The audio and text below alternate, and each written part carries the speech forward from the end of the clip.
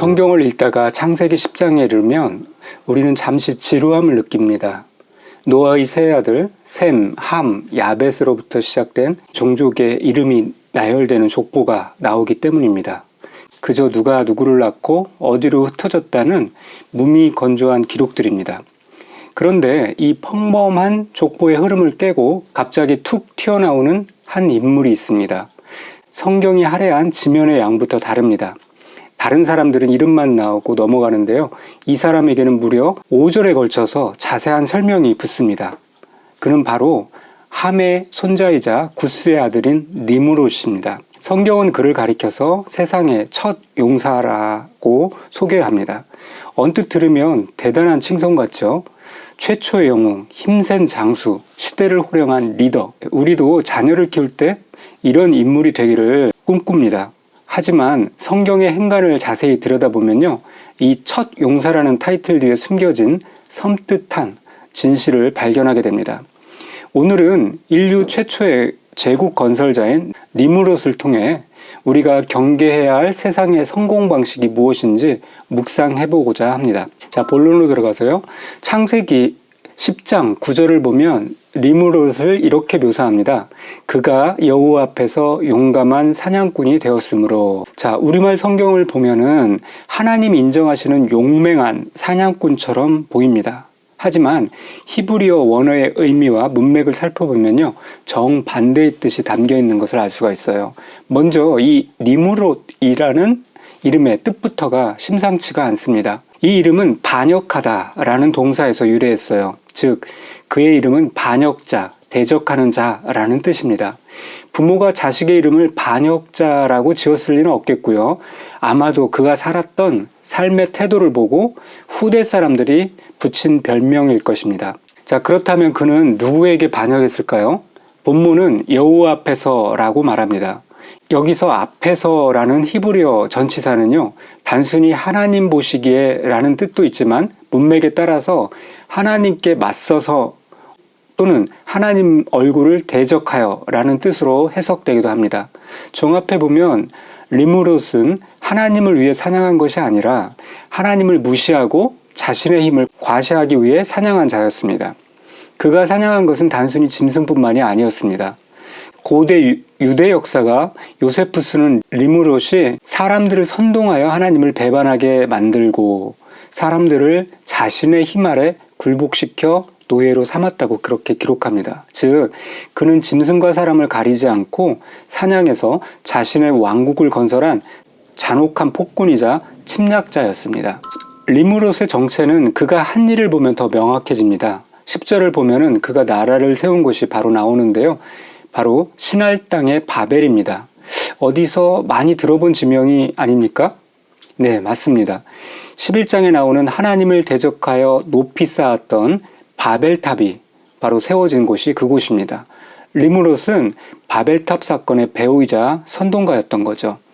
또한 11절을 보면은 그는 아수르로 나아가 니느웨를 건설했습니다. 니느웨가 어디입니까? 훗날 이스라엘을 가장 잔혹하게 괴롭히고 멸망시켰던 아수르 제국의 수도입니다. 심지어 블레셋 족속도 그의 계보에서 나왔죠. 하나님을 떠난 가인의 후예들이 성을 쌓았던 것처럼 니므롯은 도시를 건설하고 제국을 만들었습니다. 그가 세운 나라들의 특징은 분명합니다. 크고 화려하고 강력하다. 하지만 그 중심에는 하나님이 없었죠. 오직 힘의 논리, 정복의 논리, 인간의 교만이 가득했습니다. 그는 이웃을 내 몸과 같이 사랑하는 하나님의 뜻을 정면으로 거부하고 이웃을 정복하고 약탈하여 자신의 배를 불리는 제국주의의 시초가 되었습니다. 오늘날 니므롯은 죽었지만요, 니므롯의 정신은 여전히 살아서 이 시대를 지배하고 있습니다. 오늘날 우리가 사는 세상은 철저하게 니므롯의 방식을 따릅니다. 과정이 어떠하든 결과만 좋으면 되죠.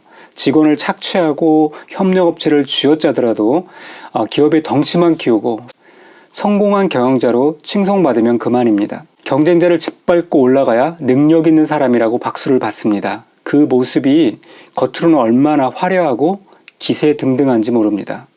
솔직히 나의 마음 한구석에도 이런 니므롯을 동경하는 마음이 있습니다. 아, 나도 저렇게 힘이 있었으면 좋겠다. 우리 자녀도 저렇게 세상을 호령하는 용사가 되었으면 좋겠다.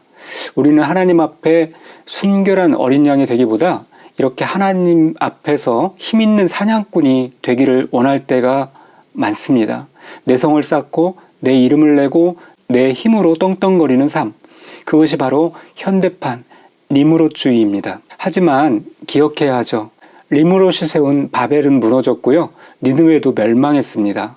힘으로 쌓아 올린 이 모든 것은 결국 모래성처럼 무너지게 되어 있죠. 결론을 맺습니다. 성경은 니무롯의 거침없는 확장을 그저 담담하게 서술합니다. 그가 당장 벼락을 맞았다는 기록도 없습니다. 어쩌면 그는 죽을 때까지 세상의 부귀영화를 누리며 잘 살았을지도 모릅니다. 이것이 우리의 믿음을 흔들 때가 있죠. 왜 악한 자들이 더 잘 되는가? 그러나 누구에게나 공평하게 찾아오는 시간이 있습니다. 바로 하나님께서 코에 호흡을 거두어 가시는 날입니다. 그날 하나님 앞에서는 세상에서 내가 얼마나 많은 땅을 정복했는지, 얼마나 높은 빌딩을 세웠는지는 아무런 의미가 없죠. 니무롯의 길을 걸은 자에게 남는 것은 영원한 심판뿐입니다. 반면에 세상에서는 조금 초라해 보이고 왜소해 보일지라도 십자가의 길을 묵묵히 걸어간 사람들이 있습니다. 남을 사냥하여 내 배를 불리는 대신에 나를 희생하며 남을 살리는 삶, 힘으로 군림하는 대신에 사랑으로 섬기는 삶. 이것은 세상의 눈으로 보면 바보 같지만요, 영원한 시간 속에서 가장 빛나는 승리의 길인 것이죠. 우리는 선택해야 합니다. 잠시뿐인 이 땅의 찰나를 위해 니무롯의 사냥꾼이 될 것인가, 아니면 다가올 영혼을 위해 십자가를 지는 순례자가 될 것인가. 오늘 우리 마음에 스멀거리는 니무롯의 욕망을 발견한다면 예수님의 보혈로 씻어내야 할 것입니다.